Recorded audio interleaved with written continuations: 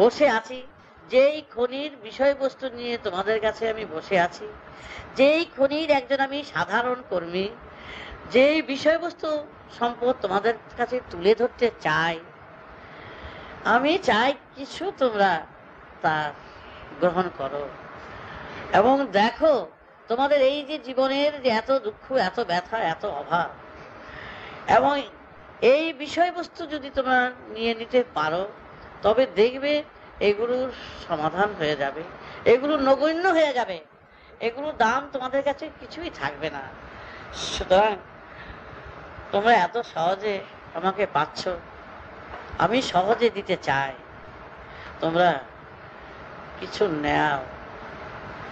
আমি খনির থেকে তুলে ধরছি, আমি খনির সাধারণ কর্মী, আমি মালিক হিসাবে কথা বলছি না, কর্মী হিসাবেই কথা বলছি।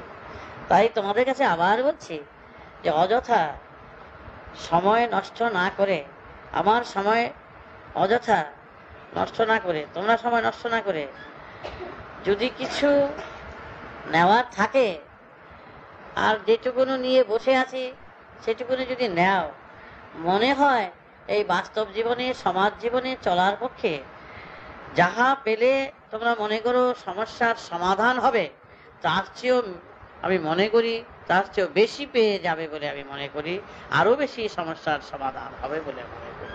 তোমরা এখন বুঝতে পারছো না, যেহেতু তোমরা নিচ্ছ না তাই বুঝতে পারছো না, একবার নিয়ে নাও, বুঝে নিতে পারবে।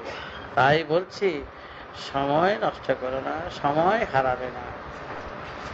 কিভাবে এসব গ্রহণ করতো সেটাই আমার লাগছে, এসব দেখে বলি, বলবে সবসময়, সবাইকে জানাইস এইরকম সময় এত কাছে পেয়ে, হ্যাঁ বাছাই করতে পাও, সামনে করতে পাও, এত জিনিসটা কেমন যেন হয়ে যাচ্ছে। আমি নিজের কথা কত বলবো, আর বলা উচিত, এটা নিজের কথা বললে নিজে একটা কেমন কেমন লাগে।